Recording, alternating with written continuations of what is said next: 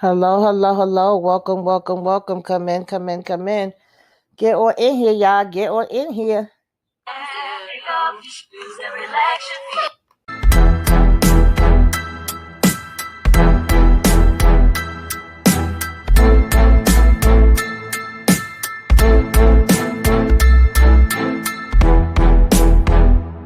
Go lock in with Tamika's Den.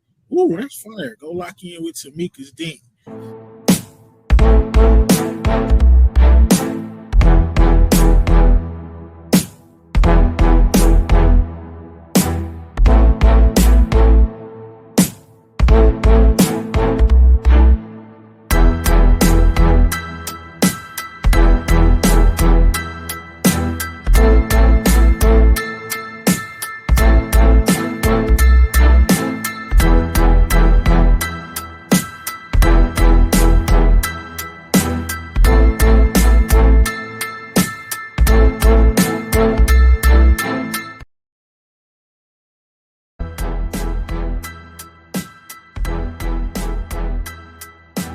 Hello, hello, hello. Welcome, welcome, welcome. Come in, come in, come in. This is Tamika's Den. I am Tamika. Get on in here, y'all. Get on in here. Kick off your shoes and relax your feet. You are now in the den. So, guys, this is the madness we talking about, y'all. Oh, Lord of mercy. Okay. The madness. Yeah, Muncie was working my goddamn nerves. I'm just gonna go ahead and put it out there, okay? There was a couple people that was irking my nerves. Muncie was irking my nerves. His wife Elena with this blonde ass daggone afro was irking my nerves. Demetrius was definitely irking my daggone nerves. I wanted to shake him up quite a few times. Franco, okay? Quintez, the damn FBI. Bitch, go sit your ass down somewhere because you was irking my freaking nerves. The only ones that was coming through in the clutch and acting like they had the sense that God gave a roach for me was daggone Isaiah and Callie. Okay, and sometimes Quezzy, because sometimes Quezzy I was giving you the damn side eye too. Now, of course, y'all know with the madness, we have Muncie, who is a media pundit working for CNN out here in these streets, okay? And he ends up having to prove, okay, and fight to prove his innocence after stumbling upon a taken out here in the Poconos, baby, when he was trying to release. All right, he wanted to reconnect with his estranged family and his lost ideals. Now, please tell me, child, another thing that was irking me about Elena is, bitch, why are we talking about the divorce papers every 5 minutes when we in the midst of me being accused of a taken out and also us having to be on the run for our damn lives because people could possibly want to take us out. I need us to have our damn priorities straight. Muncie, why we paying peekaboo? Why 1 minute we about to leave, 1 minute we about to stay? We don't know if we want to go. We don't know if we want to be here. We don't know if we want to go around the damn world. We don't know if we want to go ahead and fight and report and freaking investigate this shit ourselves. Every damn body in the damn family is inspect the damn gadget all of a sudden, child. Oh, y'all was taking me through some things. Now, y'all know that this, of course, was starring Coleman Domingo, was on Netflix, and we also had shout out to Dion Cole. If y'all don't be watching Average Joe, check in with that. I like starting to see him in a little bit more serious roles. Now, I wanted to talk about this, but I was sick as a dog last week, child. Okay. And so I didn't get a chance to. So instead of doing episode by episode, I'm hoping to be able to talk about this in a whole. We shall see. We're going to go ahead and lean with it, roll with it, rock with it. Okay. And see how it all comes out. Now, episode 1 was the pilot, right? Pilot, that's the name of the episode. Basically, we got the introduction to Muncie, and we're seeing him, go to speak to his son real quick for a minute because mama is kind of like, he need to stop being out here smoking, okay? You need to have a word with him. We see that he works for CNN, like I said, and that he had to step in and, do this interview, for somebody else that was out. And he's potentially, also up for a promotion where he could possibly end up getting his own show. We also see him take a minute to go hang out with his boy, Quasi, and they, just kicking it or whatever. And then he's off pretty much to the Poconos to relax with a release. We see that he's an athletic person. He likes to go on his jogs. He's over here doing some type of just jitsu, karate, whatever. right? So now while he's out in the Poconos coming from his job, he comes across somebody that's like, oh, you my neighbor. Nice to meet you. I wasn't too sure what was going on here. It definitely very much was given nice, nasty, okay, kind of like, I'm being racist, I'm being funny because there's a black man that's out here, so I thought I was going to have to call the popo on you. But Muncie lets him know, like, yeah, I'm just out here, for a couple of weeks.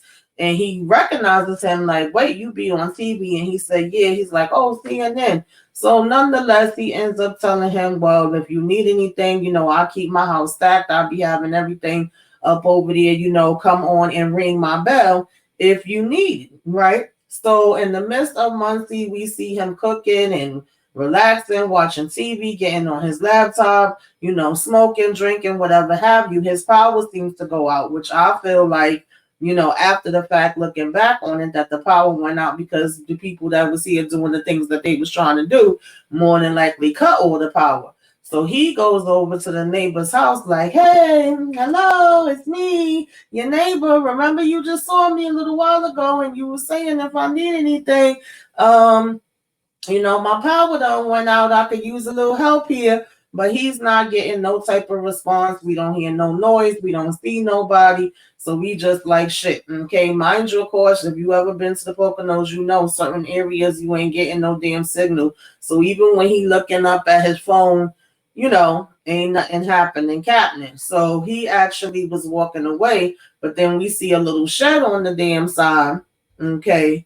And child, let me go ahead and pull up these slides because this is a part of the reason why I even bothered to still talk about it. I said I done took all this damn time with these slides. I might as well use them. Well, I ain't take too much time. Let me not lie because I actually just had caught a few shots of a few of the episodes, but bitch, we gonna use them, okay?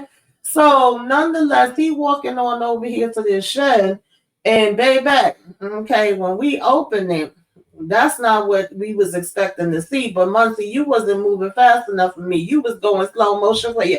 Slow motion for you. I needed you to put a little damn pep in your damn step, okay? Because we see a freaking body chopped up on the floor, but he moving back literally in slow motion, okay? So he, of course, ends up seeing one of the people that are there to do the taking out of all the things. And they, of course, is not expecting to come across nobody. So what are we going to do? We going to start chasing him, and Muncie going to start flying, running as he should. Okay, now he had the pep that I was wanting him to have. Now, we're basically, of course, these people, to take out is over here like, oh, I think he's in this area. They got their hammers out, they was pop, pop, pop, pop, pop, pop, pop, popping him all while he was running. Baby, he was zigzagging, okay? He wasn't running in a straight line. I'll give him that. And he basically went, falling and tumbling and rumbling down. Now, I skipped a part because actually when we started out this, all we see is Muncie laying in the ground. We don't know how the hell he got there, and he looks confused as if he don't remember how he got there or where the hell he at. And we actually see him end up, hitchhiking a damn ride, child, on the damn highway to the nearest, spot. And he looked like he was about to call 911. And the spot that he went in was very much giving me, child, we ain't used to seeing black folks here. What the hell are you doing up in here? But when he turned and looked, he saw the cops. So this is kind of one of those things where it goes back and forth. Then it takes us back for us to see how everything started out and how he got there, right?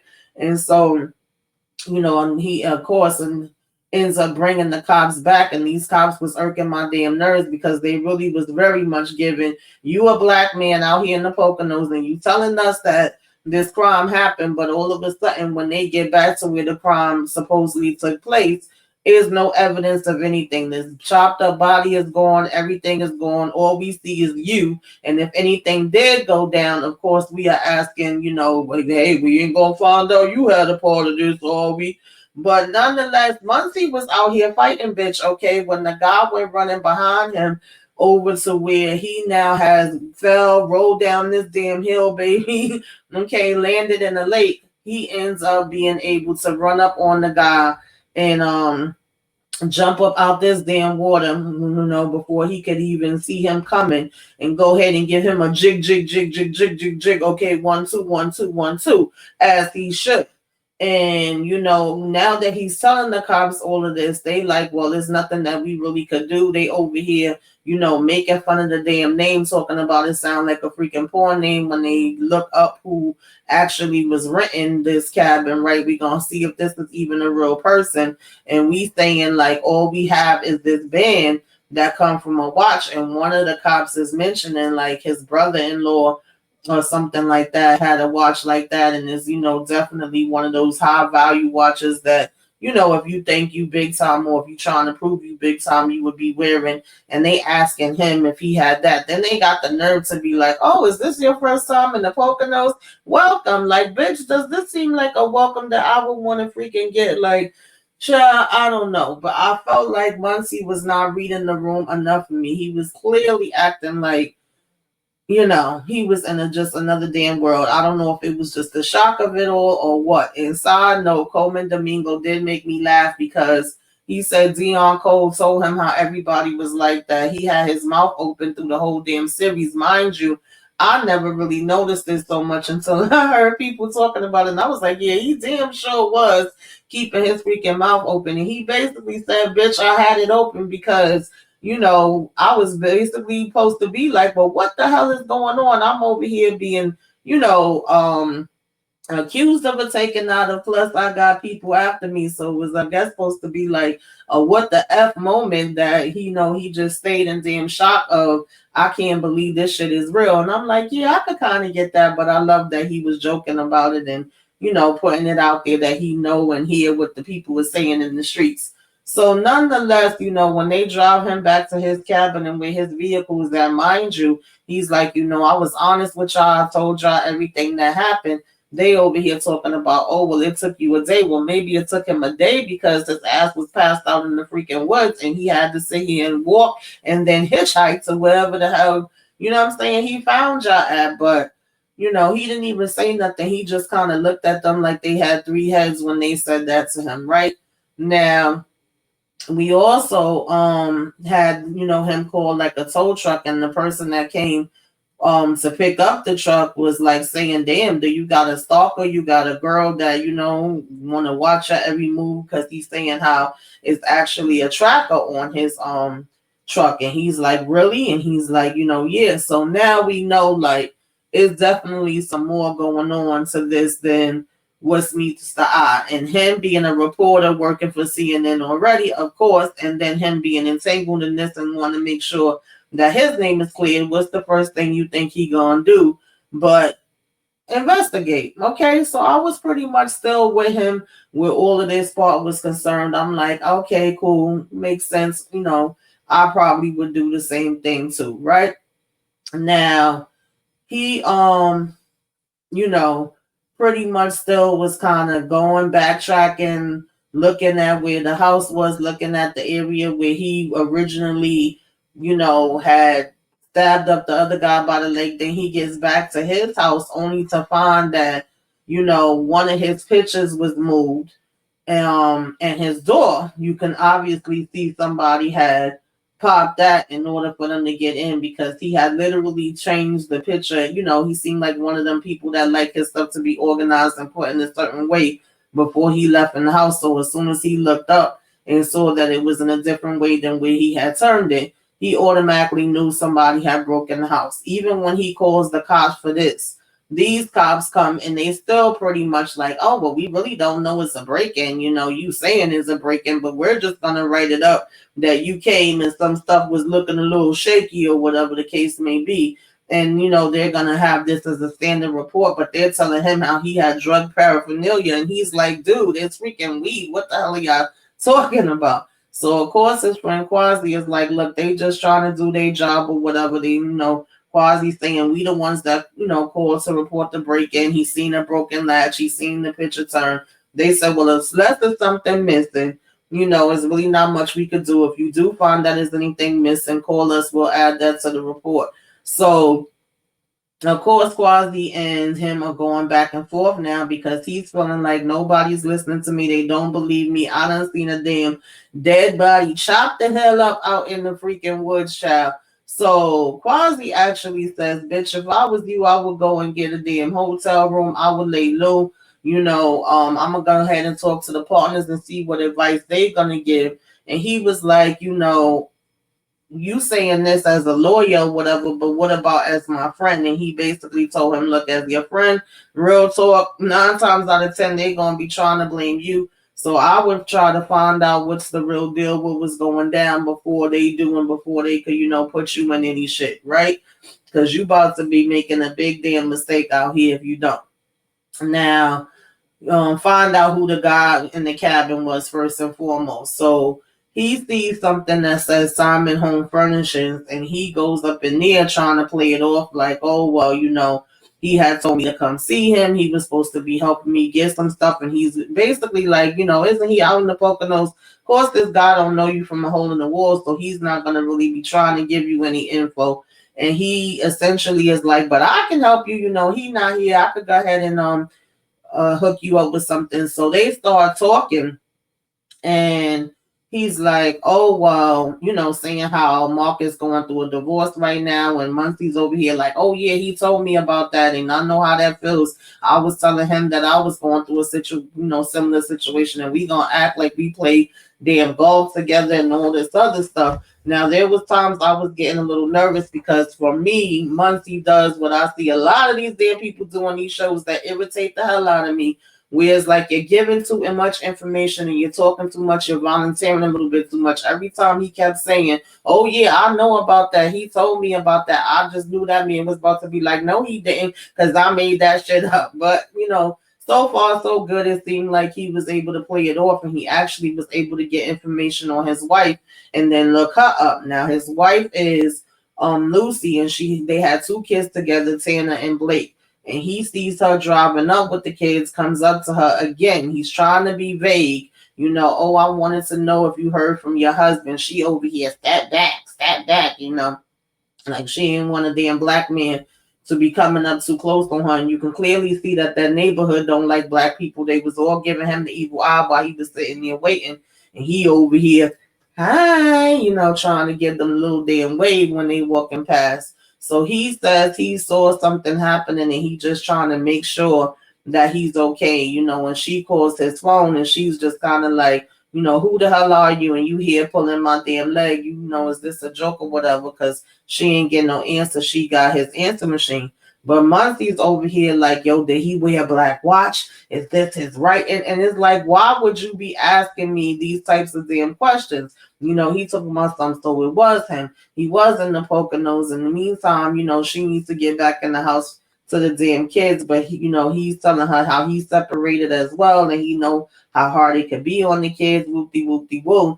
And he's like, well, if you know anybody that would hurt him, tell me. And she's saying like, already. And he's like, no, I don't. That's why I'm trying to ask you. And I was trying to go to the cops or whatever. And she's like, you haven't told the cops yet? He was like, I did, but I'm worried about how it looks and I'm just trying to get more info. So she just pretty much was like, he's a bad person, stay the hell away from him. I don't mess with him either. Looks like she got a new man. And he was coming up asking, is everything okay? And Muncie was like, yeah, it is. Now, all of a sudden, FBI walking up on him while he at this restaurant checking his damn leg. And I'm like, sir, how the hell did you even know that he was at this restaurant? Like, where the hell are you? How the hell are you coming into this? And how the hell are you going to help him? He talking about I need info from you, about what happened out there at the Poconos in the cabin. You reported the incident to the police out there. And he was like, I know that, what happened and that you were involved, and I'm trying to see the degree that it affects my case and, get some info from you. So he starts, going into, do you know who Mark was affiliated with and what he was about? He's basically a part of this white supremacist group called The Forge. And he like, get the hell out of here. Like, no, I didn't know that part, but I do know about The Forge. I've heard about them before, whatever.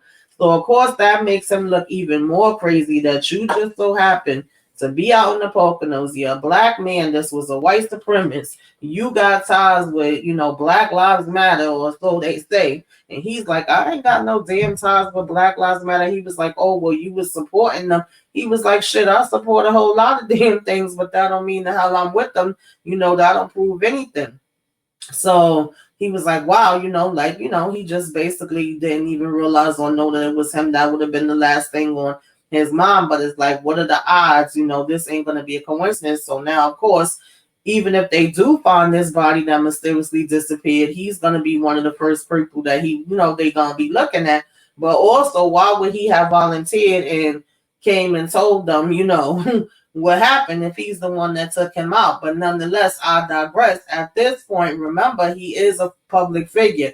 Is people just popping up, child, at the damn hospital talking about, oh, you Muncie? And he like, who the hell are you? How the hell do you know me? Oh, we see you on TV. First, they trying to act like they a damn fan. But the next thing you know, they acting like they coming at him. Then you got this daggone reporter that's saying, I need to talk to you. So everybody seems to know about this incident that happened already and tying him into it. And it's like, yo, where the hell you even come from? What the hell are you talking about? She's saying, call me. And he like, why? Do you want a damn story? Or, you trying to freaking get me? And she's like, it's important saying she have some info. So he's calling his wife saying, I need y'all to get y'all shit together. We need to get up out of here. It's an emergency. Why he get over there and they la da dee la da da la da dee la da da. He like, yo, y'all didn't get my damn message. Oh no, we didn't get it. His son talking about something. I'm playing my damn game and all this shit. It's like, get your asses up. We got people after us. What the hell are we even talking about? So we finally, hurry up and leave. We go to this hotel. He's saying how this reporter is crazy and he don't think she's somebody that, he should deal with. But his wife is basically like, nah, I think you should deal with her. And I think that you should go ahead and, contact Mr. FBI back. Bitch, why the next morning Laura ass is over here in the damn ICU, bitch. Okay, she about to be up out of here. She then supposedly, allegedly had a damn heart attack. So he knows that it's something to that. And then as he's walking to the car, his son was like, get his controller out the car.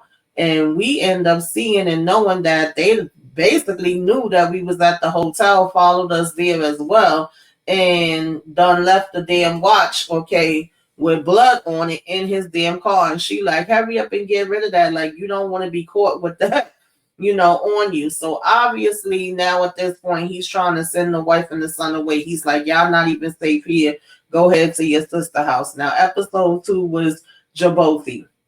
Now, we get them to the sister house, and we still trying to go on our own, trying to do this research, trying to reach out to Franco, the FBI, who's doing absolutely nothing. If anything, he keep being sarcastic. He keep making accusations as well. He comes and meets up with him and is showing him pictures of the guy that Muncie stabbed once, but he's saying that it was 20 damn times, that when he seen this body in the morgue, it was chopped the hell up. And he like, nah, I only did once. He was like, and it was, in self-defense. This man was trying to take me out. And so Muncie was asking him if he could go ahead and hold on to the picture. He's like, sure, hold on to it. I got a bunch of damn, copies. Do what you want to do with it. And of course, he also introduced him to a partner, Agent Dupree, who he's saying is working the case with him. And he keeps saying that he need Muncie to bring him more. My whole thing is, if you're the damn FBI, why am I trying to bring you more, sir? Why are you not bringing me more? And why are you not helping me if I'm saying that these freaking people are out here to get me? You so much talking about how since he a black man, he probably did this. And Muncie was like, shit, from what I know of the damn FBI, y'all could have did this too. And he wouldn't have let you either because you was Puerto Rican. Also, we have to mention the fact that Muncie's dad apparently had like a background where he ended up getting arrested and getting into trouble as well. So then they trying to throw the dad in his face and say, like father, like son, you probably following his footsteps. But mind you, everywhere this man goes now is just random people walking up to him, random people taking pictures of him, random people trying to sit here and stand by his damn car and block him, and he take out his phone. And when he start recording them, then they wanted to move and be like, oh, no, no, no, don't record me, get away from me, and act like they damn scared. So I'm like, is a plus and a negative of the fact that he's this reporter and he's recognizable, because In some cases, you would figure that would open doors for him. He would be able to get info and get access that the average person is not going to get. But on the other hand, it's also where everybody seems to know him. Everybody seems to recognize his face. Everybody also knows about this situation. And everybody that's down with these freaking white supremacist people is not feeling it because they feel like he's possibly have to do with, Mark's disappearance or anything that could have possibly happened to him. So now they showing up and harassing him everywhere he goes. So of course, that's not a good thing. We don't want that. And he would just have his times that he's looking scared, he's looking frustrated, he looking all over the damn place trying to figure out, what his next moves is gonna be. So initially, his freaking he hears about this club, right, where he might be able to find info, and he actually asked, his soon to be ex-wife, if you will, if she will meet him and come with him. He's like, this is supposed to be one of them little menage a trois, okay, switcheroos, twinger type of situations. And he like, I need a partner to come with me, right? But she wants him to agree to go see the lawyer because she like, he always think he know it all and he always trying to do things the way that he, see fit to do it. So part of the agreement is, yeah, I'll come with you and I'll meet you there if you, go see the lawyer. So she go with him and they play it off, they acting like they looking for this person and talking with the, bartender and everybody in there. And they actually are able to get a little bit of info. And when they're leaving, she like, okay, not so fast. Let's go head over to this lawyer and talk to the lawyer. But he's not really trying to hear what the lawyer is saying. The lawyer, for him, is not what he wants to hear. He's basically like, these people are after me. They trying to do a different kind of things to me and whatever, right? And it's coming off like if the lawyer don't really fully believe him, because mind you, he had to end up going to find another lawyer because originally Kwesi told him to go see, the lawyers, his partners. And when he get there, they like, nah, we can't have nothing to do with this case.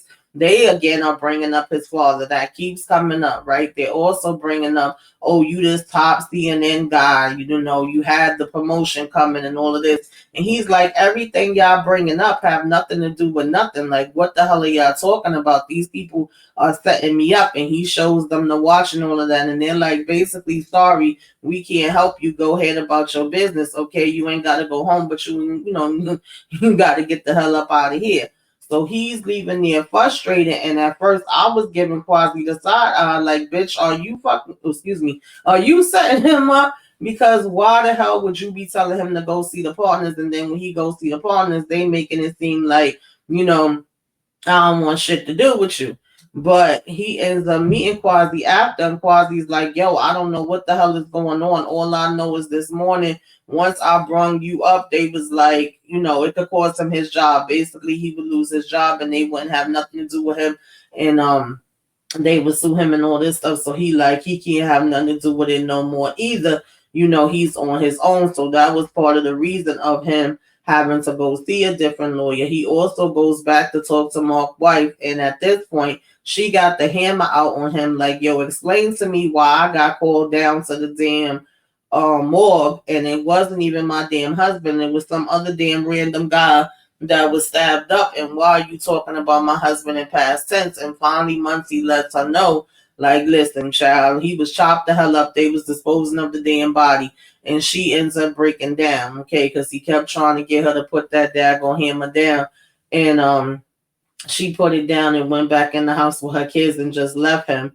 So now, that's when he had got, called to meet freaking agent, Franco.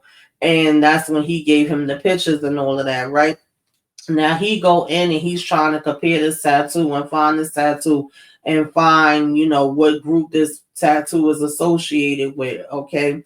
And, he's again thinking that he's getting all this info together. He also finally was going to go talk to the reporter and come to find out, reporter already damn dead. So as he's going back to the car, somebody literally always seems to be able to follow him and pop up on him without him noticing them. They done left a damn note on the car that says stop trying so hard, right? No, nobody in damn sight though, right? And then his daughter calls him up because we find out he have a daughter that's, estranged or whatever, older than his son. They obviously don't have the relationship like that, but they do talk. And at one point he has stopped by to let her know, like, yo, the family, some things is going on, and I just want to make sure you got your head on the swivel, you paying attention. But she was like, your name is not even on my birth certificate, so I ain't got to worry about that.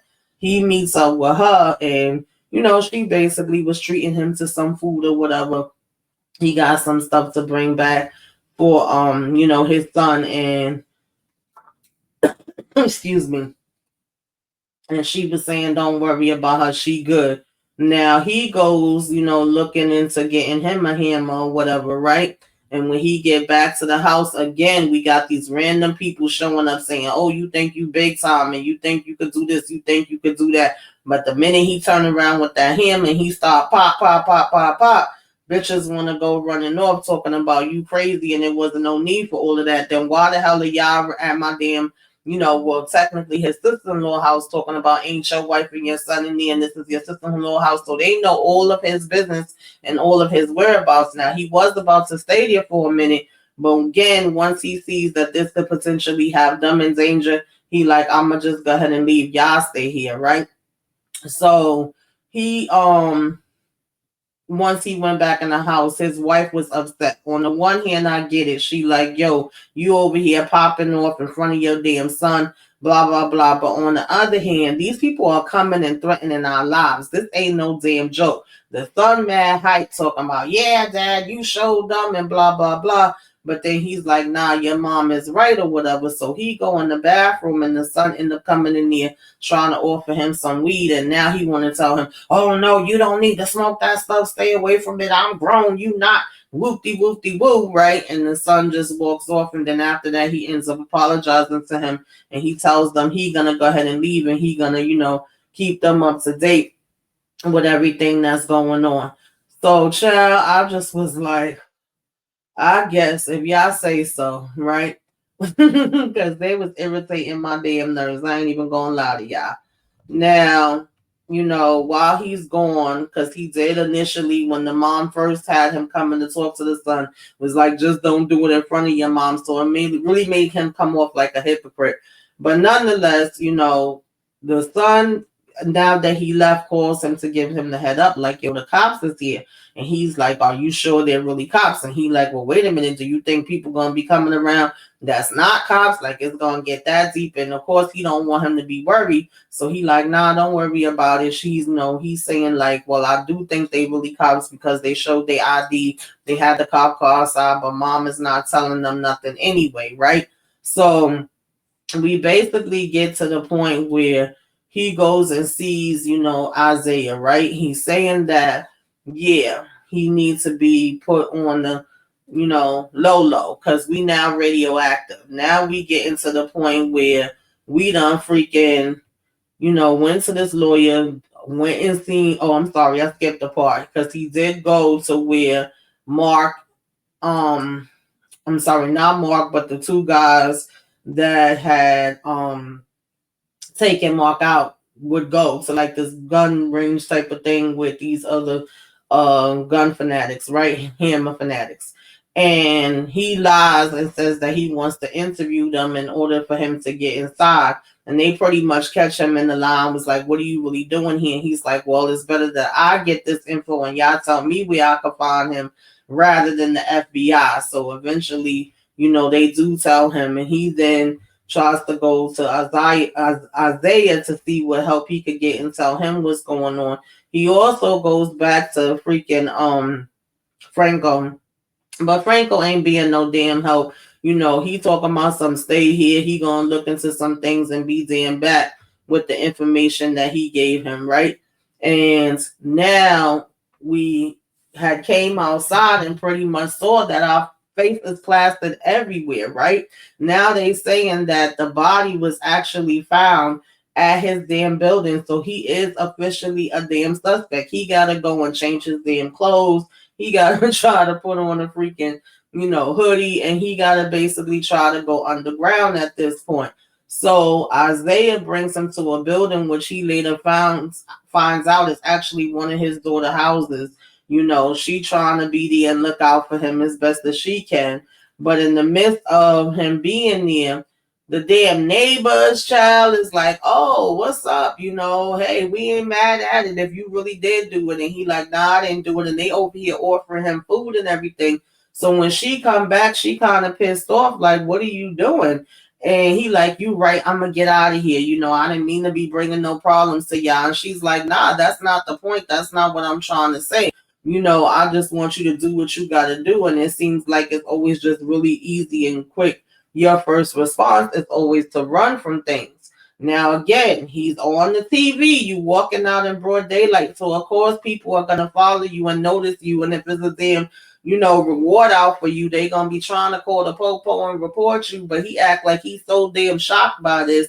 He actually end up turning on this guy that was following him in the damn alley. Like, what the hell do you want? What are you here for?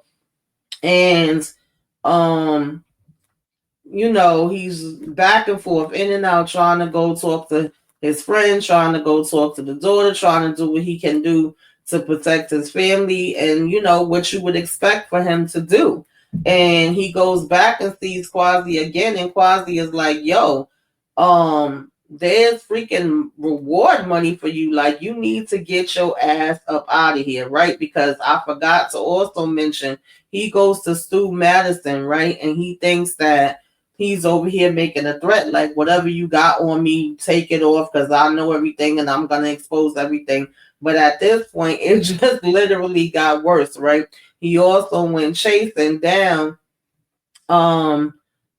the person that he thought was affiliated with everything, and nothing is coming up good for him. So at this point, again, Quasi is saying, "Go. If I was you, I would just take my ass and go." So him and his family, meaning his wife and his son, is now saying they gonna pack up and go. But wifey changes her mind and says, "Nah, I'm not gonna be going with you. You're gonna have to take this trip without me." And he promises his son that he'll be back. Now, bitch, this is another part, excuse me, that he pisses me off, because Isaiah set up everything for him. We don't went through traffic stops. We don't have a cop that's paid off that literally sees him there that could have exposed him, but didn't, and was like, "Okay, the car's good, go through." Right? We got him freaking in the trunk with shit over him and all this. We get to the damn plane for him to be like, "I'm not gonna go," and they like, "It's no turning back, right? And there's nothing that we could do for you. This was it." And he's like, "Yeah, he gonna take his damn chances."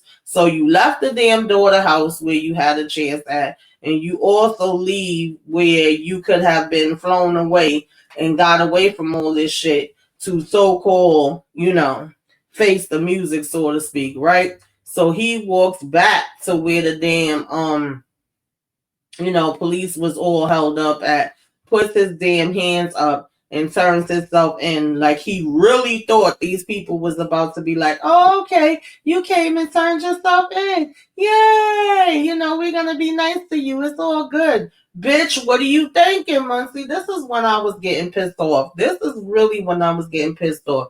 Because now they literally flipped this whole shit on him. They get him in here and he was like, "Oh, I didn't say I didn't know who brother 14 is. I always said that I knew who that was. I never denied that, and I gave y'all all the information that I had. I told y'all everything that I knew about him and things of that nature, right?" And he's like, "Oh, we see stuff where you was on the internet searching for him. We see things where you had brother 14's identity. We see a false flag by for Anifa. All this stuff now they adding on to him that had to be planted, but is at this point he can't prove his planted. It's making him look damn bad. You had booked the Airbnb. You found his furniture store and went there. You stalked his wife's Facebook. You booked a rental, and he like, "No, I did all of that after." Like, what are y'all talking about? Mind you, the lawyer's there and she's saying, "Okay, stop answering questions. That's it." And then they like saying he looked up on his computer how to dispose a damn body, but you were supposedly a victim. They like, "Nah, You playing this for months, so it's making Muncie look real dead, real bad, right? And he like, I didn't know who he was. I don't have nothing to do with this. So now he's yelling and screaming and crying, child. Okay. He going through the damn motions like, yo, I'm, because he thought that by him turning himself in and trying to make it seem like, you know what I mean, I'm doing the right thing or whatever, and not running the way his daughter said that he always do. He thought he was doing something, but really, your ass is grass. Like, you just even more messed up than what the hell you was, right? So all of a sudden, Franco magically comes, okay, and gets him out, which I thought was so ironic. But we gonna say you not out. You just out for like 48 hours while you help me and we prove what I need you to help prove. And then if not, you actually go back in. So it's like, should I really put my damn life on the line to damn help you when you haven't been helping me all this time? That shit was really irritating my damn nerves.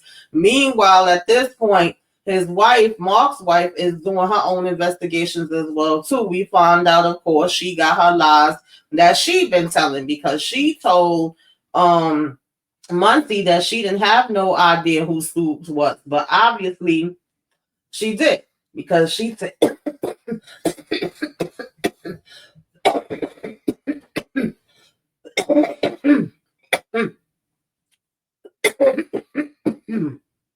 Excuse me, y'all. I'm still fighting this cold. She take her ass over here to see Stu, and she asking Stu, do he know anything about what Mark was involved in? Do she know this lady that showed up saying that she's an investigator and that she trying to help? And he like, no, did you say anything to her? Did you speak to her? And he's saying he don't know nothing about what's happening with Mark, that he's concerned too, and that he loved them and he want the best for them. And he over here offering her $10,000, saying there's more where that come from. And I'm like, Stu ain't got the truth in him, and neither do Mark's damn wife. They both basically lying in each other's face right now. But she takes the money. She also goes with her kids over to the furniture store or whatever, right? And only to find that all the money and whatever was in the safe there is all gone. And she's breaking, saying that nobody else shouldn't have been able to go in there if it wasn't her. And it's like, oh, well, you didn't want nothing to do with him no more. He wasn't with you. Therefore, you don't really have no rights and you don't have the access to it, blah, blah, blah. You know, she had left her kids in the car and she get a text that's basically like, you need to be watching your kids more closer. Mind you, it's even people when her kids is playing on a damn game that's sitting here talking to them through the game. So obviously her life is in danger too, because I guess they feel like all the times Muncie done came there and been talking with her that, she possibly could be helping him or be down with him. Maybe she has something to do with Mark's death as well. Now, that of course scares her, and she calls up a friend of hers to see if she could babysit the kids for her. And she goes over to where the Forge guys was that Mark used to hang out with, basically gives them this whole big speech of, somebody took him out and this is a setup. They was all after him. This is bigger than, any of this. And, I didn't have anything to do with this, and I'm still down with y'all, whoopty-whoopty-woo. And one of the guys is like, basically saying that he have the stuff that's from the safe or whatever, right? And he's like, it's more on this than what you think. And she's like, what is it? Child, for a minute there, I thought he was about to take her out, but he's sitting here freaking brushing her damn hair, talking about how his sister got taken out back in the days and how he missed brushing, his sister hair. It was super damn weird. And when she get home and she look at the damn disc that he had there, the same lady that had came and knocked on her door that supposedly was this investigator, right, is on there. So is Stu and a whole bunch of other information that shows that they was doing crooked shit and they was taking people out and doing, underhanded shit. So apparently Mark was like, yeah, I'm a white supremacist, but I ain't that kind of damn white supremacist that's just gonna be taking out, different people for the hell of it and being down with no terrorists. That's where I draw the damn line. So that was part of the reason why they had taken him out. Now, again, Muncie swears that he know what he doing. He sets up a meeting with Stu. He's supposed to be working with the FBI. He got the bug on him. He gets a call that's like, let the bug go or whatever the case may be. We know that you over here working with John. I'm sorry, not John Franco, right? And they tell him to get rid of everything, which he does. And then Queen Franco and Dupree come running, and they see the bug in the phone in the trash. He get in the damn truck, freaking Muncie do, right? And he talking about where we going and why they freaking riding. The damn guy done injected him, knocked him the hell out. He waking up at Stu's house because they was like, you basically gonna meet us on our terms. You ain't the one that's making the damn rules. We are. And when he wake up there, he's still basically trying to kind of throw it out there and be like, I know what happened, all right? I know what you did last summer. I know everything that's happening here. And they like, well, what is it that you think you know? Tell us, right? So here it is, Muncie over here swearing he know how it all work and saying how Stu is the real man that's in charge. But then it comes to find out, wait, Stu, you didn't know about all of this, did you? So basically you was being played because this other guy was there, whatever. And then Stu's like, I wasn't getting played, right? Was I? And the same damn chick that was supposed to be the investigator that, is on the drive and basically was at Mark's White House knocking on the door. She's at this meeting too, trying to figure out what exactly Muncie knows. And then she's telling Stu, nah, he don't know what he's talking about. And he like, come on, let's go to the side for a minute and talk, right? And while Muncie is sitting there, he see the guy that he been talking about this whole time that he went to the range and all of that looking for with the bull head walk in. And he like, that's him right there. Child, why they took Stu ass out? I said, damn, I really did think Stu was somebody, but come to find out, Stu wasn't no damn body. Okay, Stu was who they was using to get what the hell they wanted, how they wanted, when they wanted, and now that they didn't need him no more, he was expendable. Okay, him and his bodyguard that shot up there Muncie in the leg with the damn drugs both went out. Okay, he tried to hurry up and hit the guy, but unfortunately, Stu guy was too damn slow. Okay, you snooze, you lose. Muncie in here fighting for his damn life, child, the best that he can. And, she had done walked away because she over here thinking like, oh yeah, just take them out, and be done with it. And she going to her damn briefcase or whatever. And in the midst of them all struggling and fighting with the hammer, Muncie actually was able to go ahead and get away and use the bodyguard as a shield. So now that she hearing everything pop, pop, pop, she come running back in, and now she's trying to take out Muncie. Meanwhile, Stu's sitting here talking about something. Oh, I was so disappointed. I had my issues with Mark, but Mark, just he was my friend and everything like that. And, Muncie laughing at him like, child, what are you talking about? So they both was confused as to what the other one was saying. And he's telling Muncie that it's absolute bullshit. And he was like, you really had me going for a minute, but, this is like defamatory. And Muncie was like, wait, you gonna sue me? And he was like, Mark had things going on a daily basis or whatever. He said, I know Agent Krenos is, basically obsessed with me and that he's the one that put you up to all of this because he's been trying to bring me down for the longest, but we're business people. We not taking out us. So at the end of the day, like I said, when Muncie kept saying, I saw Don and Don was chopping up your friend Mark's damn body into damn pieces, Stu was confused. He was like, Don, do you know a Don? Like, what is he talking about or whatever, right? And he was like, whoever you talking about, either he's lying or whatever because he don't work for me. And Muncie's over here like, you messing with me, right? And he's like, nah, I never heard of him. And, she talking about this meeting hasn't been damn helpful. So that's when Muncie put the two and two together, like, hold up. If Don Sloss wasn't with you, then who the hell is he with? Because he's with Revitalize or whatever the hell their name is, Revitalize, right? And he was the ones that was cashing the damn checks. And so basically Stu was so freaking clueless, and of course she just was trying to hurry up and shut him up, and Stu was expendable, child. We thought Stu had power, but Stu ain't have shit. So at that point, he over here trying to use the bodyguard as a shield and say, let me out of here or I'm gonna take him out, and I won't never, I won't say a word. Bitch, she went ahead and was popping her own damn guard, plus was trying to get Muncie. And when I tell y'all, Muncie went out that damn freaking house and flew over that damn cliff, child, like it was nothing into all that water. I said, bitch, I would have died. I would have definitely died, because I would not have been able to jump off that cliff. Either she would have ended up popping me, or I would have probably died jumping off the cliff because I can't swim, or I would have just died from the pure fear of having to jump off the cliff. But either way, I would have been dead as a door now. Okay. So basically, once again, Muncie like literally barely is able to get the hell away, right? Now Quanos again comes and sees like all of this, what happened at the house and all of these bodies, and he's like, how much you want to bet that Muncie was somewhere around here, right? And we can't find him. We don't know where he's at. In the meantime, child, Miss, so-called security, we already peeping her game, and we know because she's going so hard and being so extra to make sure that it all points to Muncie. Like, oh, I bet you we're gonna find him on the video. I bet you he has something to do with this. Wasn't he making threats? Wasn't he coming around?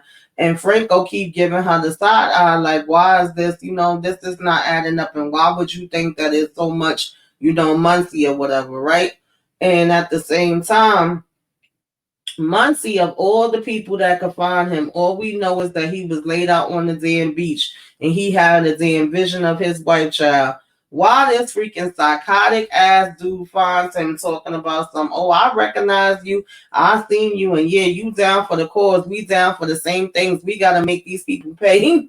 And Muncie steadily saying like, I don't have nothing to do with what you talking about, okay? That's not what I'm doing here. He's like, I didn't even take out this damn man. All I'm trying to do is clear my name. He like, can I please use your phone? I need to call my family. I need to call for help. He's talking about something. No, I'm not letting you out of here, whatever. He's like, if I let you use my phone, then people gonna know where I am. And he over here telling Muncie how the damn dog bites and how many bones the damn dog will destroy and this and that, baby. Soon as that man went in that freaking bathroom, Muncie ass went out in there running for dear life. And he talking about something. No, don't leave me. Where you going? I said, child, Muncie got the worst damn luck, child. Okay, I feel like that's the kind of days I'll be having. Like he literally had a psychopath pick him up. He went from, out of the frying pan into the fire. Now we find him and he get put in the hospital, and his daughter Callie is there when he wake up. And he trying to tell her and tell the cops, like, no, this lady's gonna end up coming. And she tells him that Elena and Demetrius is on the way to the hospital. And he's like, no, stop them from coming. Trust me, she's gonna be coming after me, and she's gonna hurt anybody that she knows, loves me. So sure enough, they had came and put handcuffs on him, and he told Callie take the daggone fire extinguisher and break him out of the handcuffs, get him out of there, right? And they hiding, and they see her coming down the damn hall, and they both, holding something in their hands just in case if she get there. But who do you know? Franco shows up to the hospital just in time, and he keeps telling her to stop, and she don't, and she fires and like nips him in the damn arm, but she gets away. But now she done exposed herself, where now we actually are looking for her. So she's trying to call and get her out, but they're telling her she gotta finish this before she can get the damn out. So she's supposed to go and look for them, child. Well, anyway, now all of a sudden, here Elena go, she want a hug, because now we thinking about how this was a near-death experience and Muncie could have been gone, I guess, child, whatever, if you say so, right? So he spends the night with them, and unfortunately he had went and met because he found out who the reporter had been trying to reach out to all that time, right?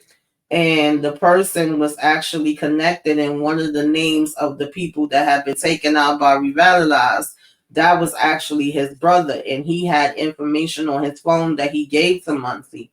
And so we finding out that this goes way bigger and way further than what any of us could have ever thought. Of course, there's a whole big organization that's into all of this stuff, right? And freaking Franco was trying to tell him like, come back with him, and he's gonna be in his, stay with him and be in his custody or whatever, right? So they finish working all of this stuff out, and then later he'll clear their names, and of course Muncie is asking still for protection for his damn family. Like, I'm not going nowhere till I get this shit in writing, and until I know that my family is damn safe.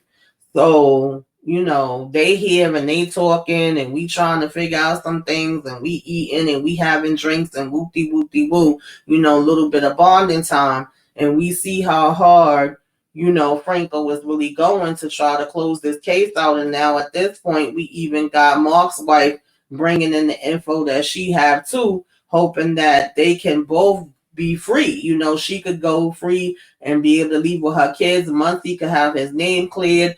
Everything gonna be fine. Bitch, why them FBI people came in there and was like, oh, thank y'all for doing all the work. Thank y'all for getting us all the names. But what we not about to do is bust up everybody. We gonna go ahead and take these people. They gonna go down for it. You gonna leave the rest of it alone. Muncie ass still gonna go to damn jail. We don't give a damn about his black raggedy ass is basically what they said.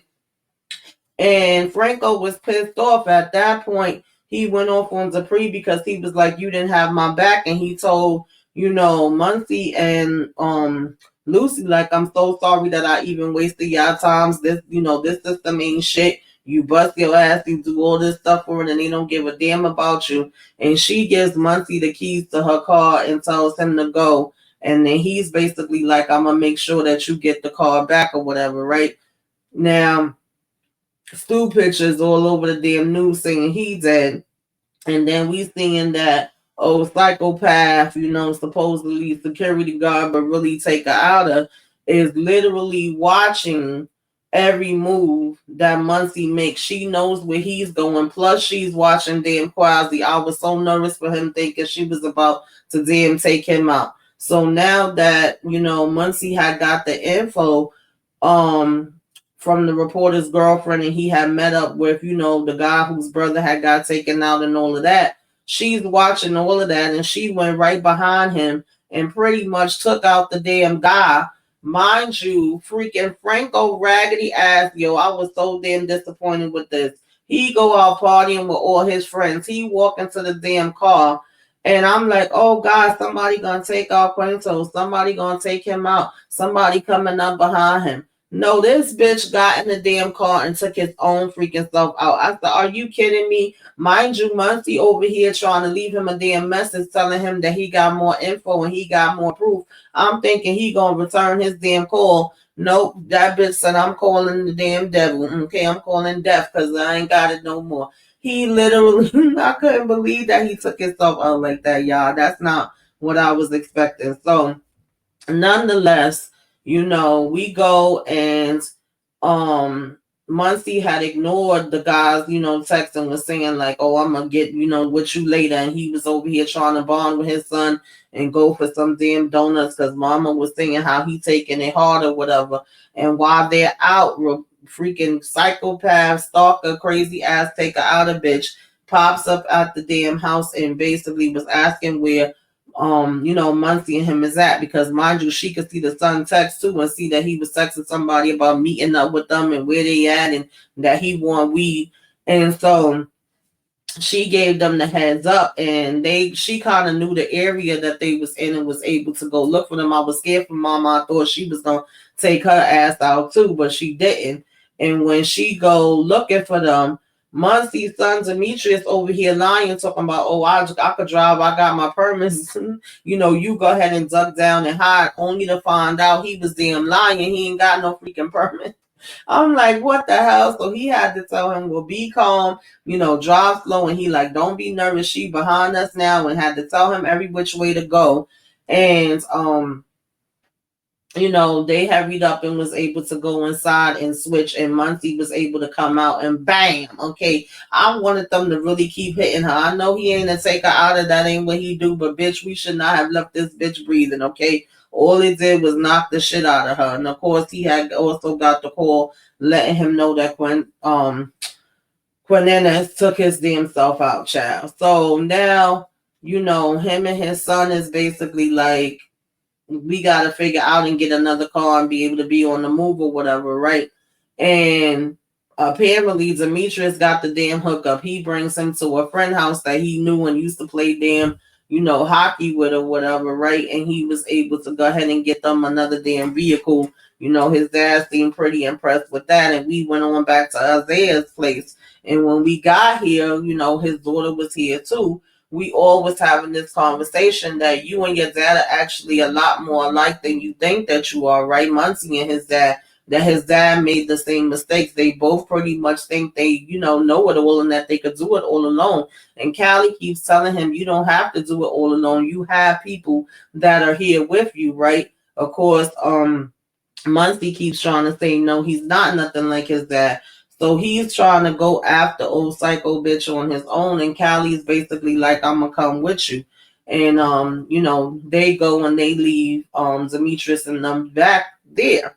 While these cops came, and these cops was raggedy as hell, like two of them was nice or whatever, but the other one was being real extra, getting all in Demetrius' face. Oh yeah, you mad that your daddy left you here, aren't you?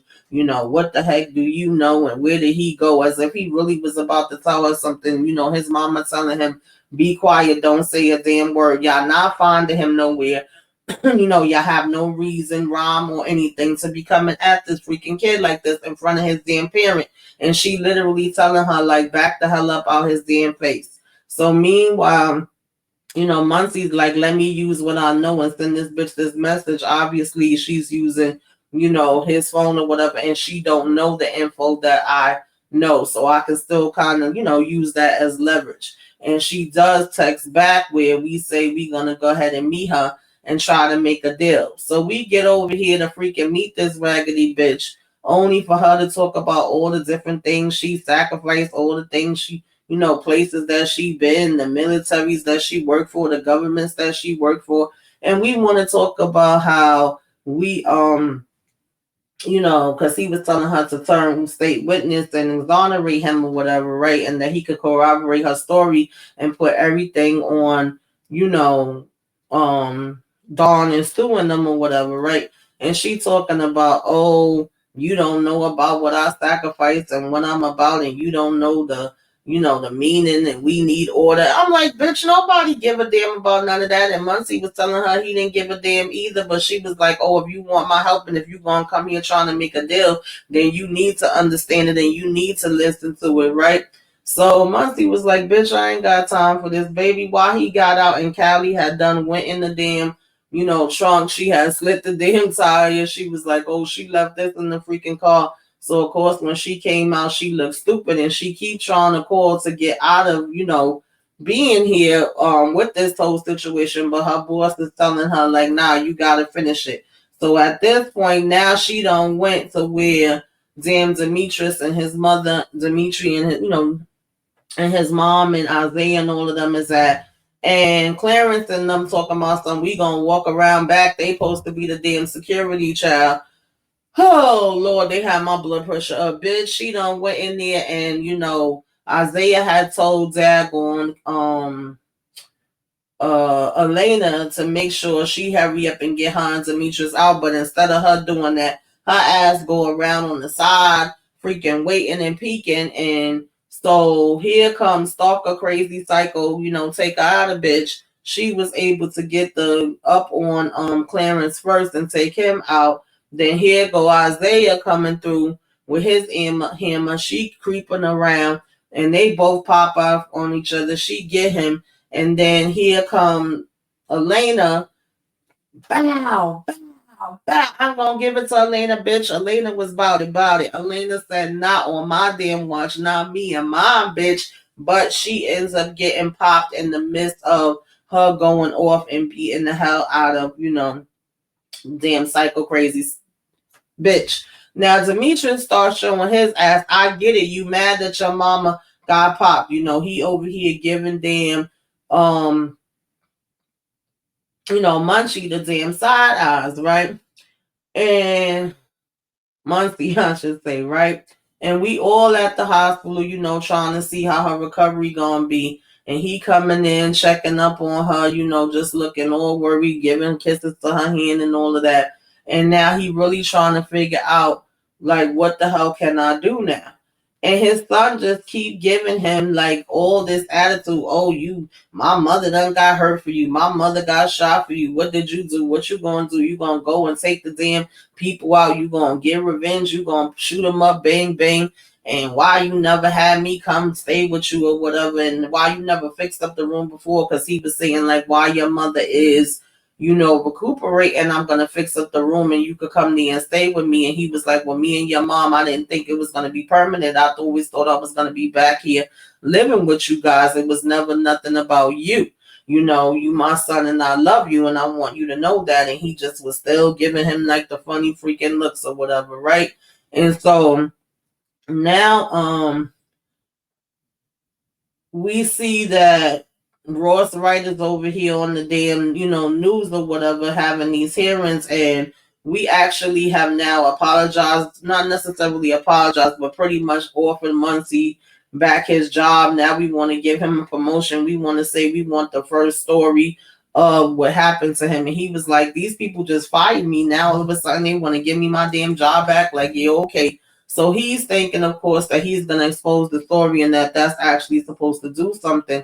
And he goes back to the hospital to see Elena, only for her to tell him, the bitch shot me and I think we need damn space. I'm like, bitch, wasn't y'all already having space and y'all was about to get a divorce? Like, I can't keep up with this shit, okay? So, of course, Quasi's telling him he's not his pops. Go ahead and sign it, take the job back or whatever, do what you got to do. And he's like, what are you going to say when you get up there? And Muncie is basically like, I don't know yet, right? And he goes and has to sit down again with Mark's wife and says, I want somebody to know Kravitz's names. Like, I want to put all this out, but I wanted to tell you about it first. And she's basically saying that she feels like she's partly to blame as well, because when Psycho Crazy Stalker, take her out of bitch popped up, she thought that she was somebody to help. She didn't mind Mark getting arrested, but she didn't want him taken out. She essentially lied about that part too. She did see her when she came to the house and she actually spoke to her. And they having this back and forth moment about what he went through in college and all this different type of stuff. And, we also had Dupree give Quano's book to Muncie and say he don't know if there's some things he could look out in there that might have some info, because they was like at his memorial service. And she also, Mark's wife, goes to Forge and trying to ask them for help and say, listen, this is the people that took down Mark. If y'all really gave a shit about him, then this is who y'all need to be mad at. This is who Forge needs to step up and go against. Now they try to come and tell Muncie, we really want you to tell the story this way or that way. Come on, it was a taken out investigation. It was fair game. We just suspended you without pay. We never said you was fired. Now they want to freaking, switch up shit. And they like, people want something to be outraged about, so give them that. And Muncie basically like, I'm going to tell my damn story, my way. Callie calls him and said, are you going through what did he say? Yeah, he is. There's a risk, but everything is a risk, right? So he laid every single thing out on the line, y'all. Everything, right? And when he get home, Demetrius like, yeah, what you going on TV did? He said, I went after the guy that went after your damn, mom, and that caused a whole bunch of other stuff. And Demetrius like, I ain't impressed. You got to do something more than that if you want me to be impressed. Like, next. Okay. And he really wanted him to like go after him in a way of course, revenge with the pow pow, since he felt like that's what his son got. Now, we also still had Mark White trying to do what she could do on her part, only for, Kravitz to be brought in for questioning, but him to say it's nothing to see here, okay? These allegations against me is completely damn false. And Demetrius to have a damn attitude and be, pissed as hell. Now, all of a sudden, there's a knock at the door, and we see something being slipped underneath the door. We didn't know what the hell it was or who it was for. Demetrius sitting there eating, and bitch, is a freaking letter letting, Muncie know where damn Kravitz is gonna be at, and freaking Demetrius fast ass take his ass down there Child, like he ready to be a damn hitman. And it's like, Demetrius, you are not about that damn life. So now Callie and freaking Muncie trying to hurry up and get to him. And he's saying to him, like, you want to take out people? Like, boy, sit your ass down, calm down, give me the damn hammer. Give me the hammer, give me the hammer, give me the hammer. And Demetrius, get off of me, get off of me, get off of me, get off of me. Now, oh, he was pissing me off. I wanted him to slap the shit out of him. Like, first of all, boy, don't you ever go on my damn drawer and take no damn hammer and think you going out here to do nothing. Like, you a freaking big ass man now, only for you to end up in jail. Sit your ass down some damn way. You know, Callie talking about she freaking got him. So Muncie go walking in with the hammer and he looking, and Kravitz is on the damn laptop talking about some, oh, hey there. And of course, he like, I could offer you this, I could offer you that, and there's a million more, like me. It doesn't stop with me. I'm not the end all, the begin all. And, this is a whole big organization. You can see all these damn servers all around the damn room and all of that, right? And he's like, you take me out and another one just gonna damn pop up. It ain't really no big difference. And so, of course, Muncie is picturing in his head taking him out, but he doesn't. He leaves, and later we see him walking out or whatever and saying like, yeah, it was all proven that it was nothing to see here, wasn't nothing happening, wasn't nothing going on. But then, child, somebody ran right up on him and was like, pop, pop, pop, pop. Okay, it's a lot like what we seen recently in the damn news, and more than likely he's 110% right. Another one just was gonna pop right up, behind him. That didn't do nothing by him being taken out, but I'm sure it probably made them feel good in the moment. So we basically ended out, this whole, series when Muncie in the park making food, on the grill with his daughter and son. Now he has a bigger bond with the both of them. And even though, Miss Elaine wanted to say that she wanted this break, they like, look at here, look at here, look at here. And we all of a sudden see her come walking up through the damn park, to join them. And at first, there was a car that was going past, and Muncie was looking, and his daughter was like, eventually you're going to have to let it go, let it flow, right? And he's pretty much like, let what go? And she was like, that fear. But can you really let it go? Because I'm sure if I went through something like that, first of all, they all need damn therapy. I would be nervous too. I would be freaking looking over my shoulder too. I would always feel like it's going to be somebody else coming. She's saying you can't live your life worrying, which indeed is true, but it would be hard for me not to worry realistically. And the crazy thing, well, it ain't really crazy, but Muncie just showed that his soul wasn't for sale. Like, he could have easily taken money that they offered him. He could have easily been like, okay, yeah, I got my job back. I'm gonna be on CNN again. I'm gonna have a promotion. But no, he left that and actually went to teaching, and he turned down the money that they was offering because he felt like, yeah, y'all may offer me this money now, but later y'all still probably gonna end up wanting to come after me. Me and my family could always be in danger. Now, what him and damn Elena supposed to end up doing, child? Do she want to sign these freaking divorce papers or not? I don't damn know, but I know one thing, bitch. They definitely need to take that freaking blonde hair off of her because it was irking my freaking damn nerves. And she's a beautiful woman. I love that actress. But I was so mad at them. Like, who was in charge of the freaking hair? Between that and her every minute, I thought you was going to sign the divorce papers. I thought when you knocked at the door, you was bringing me the divorce papers, and him going, well, is it worse that I'm actually being chased after for damn murder than getting the divorce papers? And now I wish I would have kind of signed the divorce papers. And the next minute he talking about, I'm happy I didn't sign those divorce papers. I'm like, if y'all bring up these damn divorce papers one more time in the midst of you being hunted down by damn serial taker artists, what the hell are we talking about here? Where's the priorities? Bitch, your divorce ain't gonna make a difference if you dead. Like, girl. But anyway, y'all, that was my review recap for the madness. Like I said, I really wanted to break these down episode by episode, but it just wasn't happening because I was sick. As you can hear, I'm still sick. I'm still not 100%, but I figured, let me try to do an overall little breakdown of it and knock it on out. And I have the top movies coming up. We have what you should be watching. So, okay, Saturday, we're going to have part 2 to that this Saturday. Next Saturday is gonna be trivia night. Of course, I review Sisters. Y'all know we rockin' Club Eden, and I also do my review for that. You know that Love During Lockup is about to start. I may try to break down the agent episodes. I'll see. I don't want to make put it out there and then not do it. I'll just say keep your notifications on. You never know when I could be popping up and what I could be popping up with. Okay. Continue to keep me lifted in prayers. I definitely do appreciate it. And I want y'all to go ahead and hit that like, okay, comment, share, subscribe. If you are so inclined, give me a wave. Let me know you came by. Put some flames up in the sky. Okay. And thank y'all all for rocking in the den. I will see y'all next time. Toodaloo.